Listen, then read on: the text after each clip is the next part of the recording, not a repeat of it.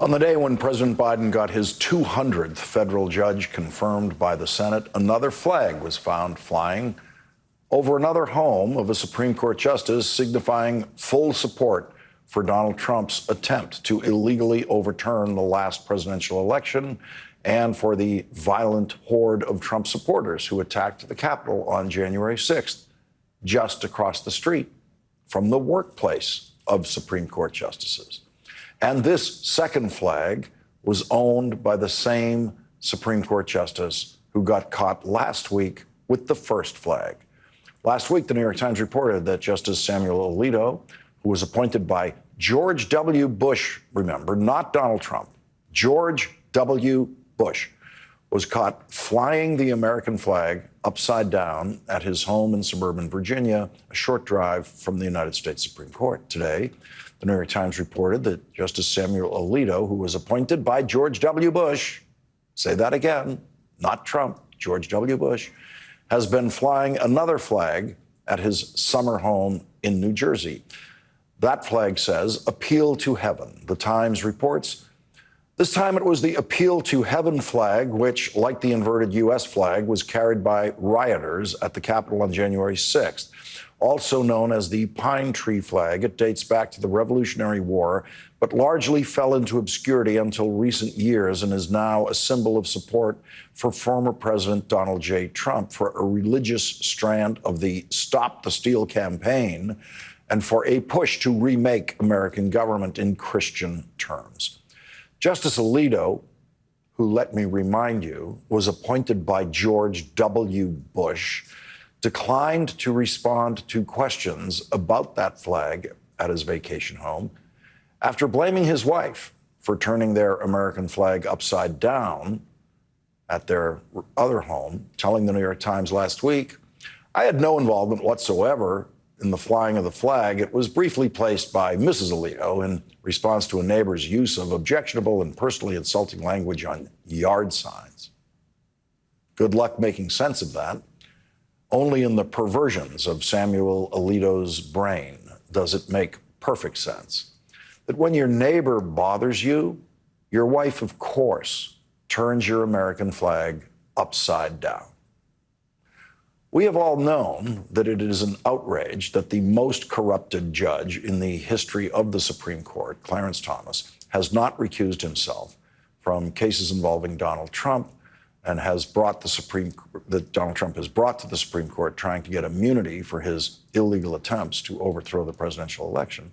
Clarence Thomas's wife supported every one of those illegal attempts by Donald Trump to overturn that election. But now we know Samuel Alito is also in full violation of the Judicial Code of Ethics for federal judges that would apply to any other judge, because Samuel Alito should also be recused from any case involving Donald Trump in any way. No member of the United States Senate in history has done more to expose scandal and structural unfairness at the Supreme Court than our next guest. Joining us now is Democratic Senator Sheldon Whitehouse of Rhode Island. He is a member of the Senate Judiciary Committee. He chairs the subcommittee on federal courts.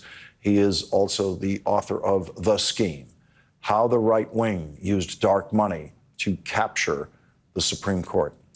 Senator Whitehouse, thank you very much for joining us. Of course, it wouldn't be just one flag. One flag was bad enough, but here we are again.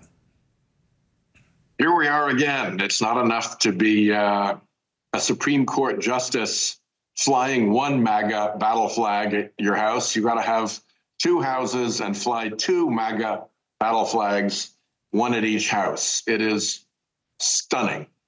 And it's the kind of thing, as you know, that from anybody else would provoke an investigation.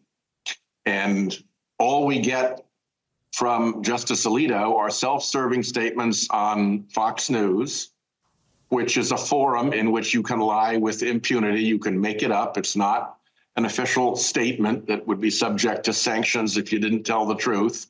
And now he won't answer at all about MAGA Battle Flag 2. So it really encapsulates all of the problems that we've had with this rogue Supreme Court and its refusal to accept any rule of law. The chairman of your Senate Judiciary Committee, Dick Durbin, says Justice Alito must recuse himself immediately from cases related to the 2020 election and the January 6th insurrection. He also calls on the Chief Justice to see how this is damaging the court and immediately enact an enforceable code of conduct. Recusal used to be something that you could reasonably rely on Supreme Court justices to use with wisdom. It was rarely used and rarely required, but used often enough that we could see it as something that worked, but not anymore. No, and one interesting feature of the recusal requirement is that it is a law passed by Congress, specifically applicable to Supreme Court justices. So when they pay no attention to it, they are actually violating statutory law. This is not one of these rules that the Supreme Court or the judicial branch come up with for themselves, where they might say, well, this is just judicial stuff. You legislators, you just run along here. No, this is the law of the land passed by Congress, and they're just flouting it. Can the Senate Judiciary Committee demand testimony from Justice Alito or Justice Thomas? They have been very reluctant to, and they wave separation of powers fan dances around to try to prevent us from speaking to them. But I think it has gotten to the point where the Chief Justice is going to have to engage.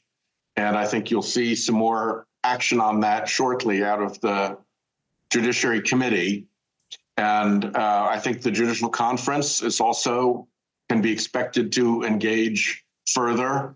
That, as you recall, is the panel of senior federal judges that oversees the judicial branch of government and has authority to look into things like whether disclosures were unlawful and willful and whether there is violation of judicial ethics norms. The reason I kept repeating that George W. Bush appointed Samuel Alito is I fear that too many people can think this is a problem created by Donald Trump. Every Republican president of our lifetimes has appointed someone to at least one justice to the Supreme Court who has done serious damage to the way we live and has tried to do more damage to the way we live, from Clarence Thomas by the first President Bush. And this notion that this was something that has just blossomed during Trump is something that you've worked very hard to expose even before the Trump justices took their seats. No, you're right. This goes way back. The person responsible for the appointment of Justice Alito was actually Leonard Leo, the operative of the Koch brothers and the creepy billionaires who have been meddling in the court. You remember that Bush originally wanted to appoint his legal counsel, his friend, his fellow Texan conservative woman lawyer to replace Sandra Day O'Connor, Harriet Miers. And he got attacked not by Democrats for that. He got attacked from these far-right billionaires. And he humiliatingly had to withdraw his own legal counsel's nomination. And Leo produced the agreeable justice to the creepy billionaires, none other than Sam Alito. Senator Sheldon Whitehouse, thank you for being on this case as long as you have. Thank you for joining us tonight. Thank you.